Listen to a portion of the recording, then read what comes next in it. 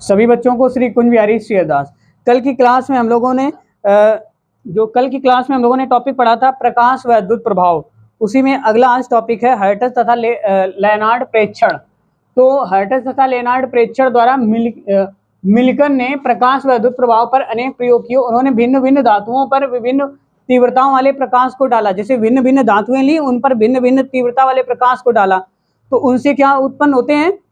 Electron उत्सर्जित होते हैं ना। इस प्रभाव को क्या बोलते थे? प्रकाश व विद्युत प्रभाव। ठीक है, तो उन्होंने जब विभिन्न विभिन्न धातुओं पर प्रकाश डाला तो प्रत्येक दशा में उत्सर्जित प्रकाश इलेक्ट्रॉन की ऊर्जा एवं प्रकाश व विद्युत धारा की प्रबलता को मापा। अब इसके बाद में इसमें जो है, जो कल आप लोग चित्र बनाए थे, हमने बता दिया था इस चित्र बना लो, इसके बारे में कल समझाएंगे। वो चित्र आपको यहाँ पे प्रदर्शित हो रहा होगा। तो उसमें क्या है कि इसके लिए एक सरल उपकरण, ये जो आपको दिखाया जा रहा है उसको देखिए।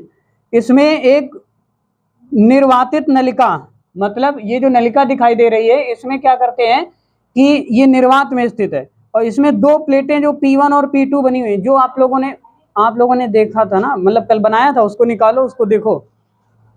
ठीक है, जो दो प्लेटें हैं P1 और P2 हैं, एक दूसरे से कुछ दूरी पर लगाई जाती हैं। प्रत्येक जो प्लेट P1 है, P1 एक क्वार्टज की खिड़की W के सामने रखी जाती है। ये जो क्वार्टज की खिड़की है, W प्रकाश किरणें यहाँ से पराबैंगनी किरणें जो प्लेट है P1 पर गिर रही हैं।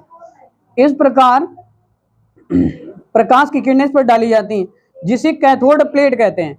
इन प्लेटों का संबंध एक सुग्राही अमीटर से होता है। देखिए नीचे जो विभव विभाजक है, उसके ऊपर एक पोटेंशियल मीटर लगाया गया है, अमीटर, तथा एक द्विपरिवर्तक C के द्वारा एक विभव विभाजक से किया गया है। इसके प्लेटों के बीच विभवांतर को परिवर्तित किया जा सकता है तथा विभवांतर की दिशा भी बदली जा सकती है।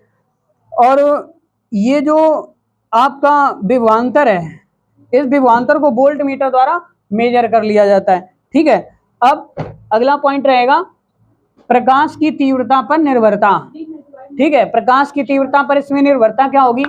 देखो, प्रकाश इलेक्ट्रॉनों के उत्सर्जित करने की दर आपतित प्रकाश की तीव्रता के अनुक्रमानुपाती होती है। जितनी प्रकाश की तीव्रता उसके ऊपर गिरेगी धातु पर, प्रकाश इलेक्ट्रॉन उतने ही अधिक उत्सर्जित होंगे। ठीक है ना। और उन इलेक्ट्रॉनों के द्वारा उन उत्सर्जित इलेक्ट्रॉनों के द्वारा धारा बहेगी, उसे क्या बोलते हैं? प्रकाश व विद्युत धारा। और उन इलेक्ट्रॉनों को क्या कहते थे? Photo electron. आगे ना बात समझ में। फिर निरोधी विभव था संतप्त विभव, ये बहुत इंपॉर्टेंट है। ठीक है ना, ये पॉइंट तुम्हारा इंपॉर्टेंट है, पिछली बार परीक्षाओं में आया था। देखो फिर से चित्र देख लेना। P1 के सापेक्ष P2 के इस ऋणात्मक विभव को, जिस पर प्रकाश व विद्युत धारा शून्य हो जाती है, वह ऋणात्मक विभव जिस पर जो है प्रकाश व विद्युत धारा क्या हो जाती है? शून्य हो जाती है, निरोधी विभव अर्थात संतप्त विभव कहलाता है। कभी कभी ये आ जाता है, एक बार आ गया था संतप्त विभव, ठीक है, और कभी निरोधी विभव तो ज्यादा पूछा जाता है। फिर चूंकि निरोधी विभव द्वारा अधिकतम ऊर्जा वाले इलेक्ट्रॉन रुकते हैं, निरोधी विभव द्वारा अधिकतम ऊर्जा वाले इलेक्ट्रॉन क्या होते हैं? रुकते हैं। अतः इससे प्रकाश इलेक्ट्रॉनों की अधिकतम गतिज ऊर्जा ज्ञात की जा सकती है। यदि निरोधी विभव का मान V0 हो, कितना हो? V0, तो प्रकाश इलेक्ट्रॉनों की अधिकतम गतिज ऊर्जा क्या होगी? E=eV0। ठीक है। दूसरी बात भैया, निरोधी विभव अथवा प्रकाश इलेक्ट्रॉनों की अधिकतम गतिज ऊर्जा प्रकाश की तीव्रता पर निर्भर नहीं करती है, ये नोट में लिख लेना। अब अगली हेडिंग डालो, प्रकाश की आवृत्ति पर निर्भरता। हाँ, तो प्रकाश की आवृत्ति पर निर्भरता, ध्यान से सुनो बेटा, इधर देखो। प्रकाश की आवृत्ति पर निर्भरता के लिए प्रकाश की आवृत्ति जितनी ऊंची होगी, प्रकाश की आवृत्ति जितनी ऊंची होगी, देखो अगर प्रकाश की आवृत्ति ज्यादा है तो धातु से इलेक्ट्रॉनों का उत्सर्जन भी उतना ऊंचा होगा कि नहीं होगा? ठीक है ना भाई। प्रकाश को ये समझ लो, किसी भी धातु पर प्रकाश को डालोगे तो उसका जितना ज्यादा प्रकाश होगा, जितनी ज्यादा उसकी आवृत्ति होगी, उतनी ज्यादा उसमें हीटिंग सोर्स जनरेट होगा। ठीक है। उत्सर्जित प्रकाश इलेक्ट्रॉनों की अधिकतम संख्या भी उतनी ही अधिक होगी, गतिज ऊर्जा भी उतनी ही अधिक होगी, अथवा निरोधी विभव उतना ही ऊंचा होगा, संतप्त विभव क्या होगा? उतना ही ऊंचा होगा। प्रकाश इलेक्ट्रॉनों की अधिकतम गतिज ऊर्जा प्रकाश की आवृत्ति के बढ़ने पर बढ़ती है। क्या होता है? प्रकाश इलेक्ट्रॉनों की जो अधिकतम गतिज ऊर्जा होती है, वो प्रकाश की आवृत्ति बढ़ाने पर क्या होती है? बढ़ती है। मोस्ट इंपॉर्टेंट एक ये है तुम्हारा, ये भी इंपॉर्टेंट है और ये भी है, रुको अभी बाद में लिखते हैं ना। सुनो पहले, अभी याद कर लो इसको पहले अच्छे से। देखो देहली आवृत्ति क्या है, ध्यान से सुनो। देहली आवृत्ति तुरंत याद कर लो इसको, इंपॉर्टेंट है ना। तो संतप्त आवृत्ति तथा देहली आवृत्ति क्या, प्रकाश की वह न्यूनतम आवृत्ति जिसको किसी धातु पर डालने से उससे इलेक्ट्रॉनों का उत्सर्जन होने लगे, न्यूनतम आवृत्ति। ठीक है, प्रकाश की वह न्यूनतम आवृत्ति जो किसी पदार्थ से इलेक्ट्रॉनों का उत्सर्जन कर सके, उसे पदार्थ की क्या बोलते हैं, देहली आवृत्ति या संतप्त। बहुत ज्यादा पूछा जाने वाला क्वेश्चन इस चैप्टर से, ठीक है ना। तो याद रखोगे देहली आवृत्ति। अब देखो नीचे वाला भी ऐसे ही है, देहली तरंग दैर्ध्य, किसी पदार्थ की देहली आवृत्ति की संगत प्रकाश की तरंग दैर्ध्य को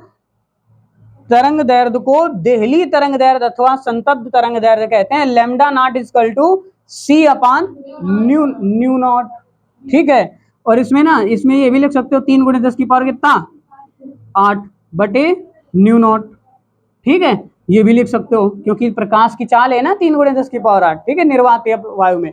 अब दूसरी बात भैया आ जाता है प्रकाश, ये बहुत इंपॉर्टेंट है, इस वाले को भी डाल दो। प्रकाश विद्युत कार्यफलन, कार्यफलन क्या होता है, अधिकतम वह ऊर्जा जो किसी धातु से इलेक्ट्रॉन से ऊर्जा, मतलब धातुओं से इलेक्ट्रॉनों का उत्सर्जन कर सके। क्या, वह न्यूनतम ऊर्जा जो किसी धातु से प्रकाश इलेक्ट्रॉनों का उत्सर्जन करने के लिए आवश्यक है, धातु की क्या कहलाती है, कार्यफलन। W से प्रदर्शित करते हैं। क्या, किससे प्रदर्शित करते हैं इसे, कैपिटल W लिख लेना, वो नीचे लाइन कैपिटल W से प्रदर्शित करते हैं।